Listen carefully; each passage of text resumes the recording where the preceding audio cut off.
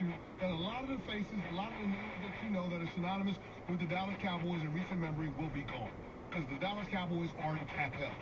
They have the 24th, they're ranked 24th in available cap space going into the 2025 offseason, and they got holes all over the place, Smalls. You got an issue with your offensive line, you got an issue with your run game, you got an issue with your defensive front seven. Like, there are a lot of problems that they got to fix, and not enough cash and draft picks to go around.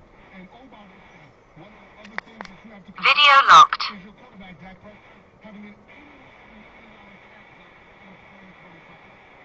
I said this months ago, and I'll repeat it again.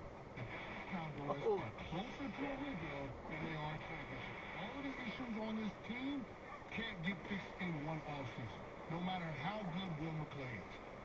They got problems. They do have problems. And while I very much agree with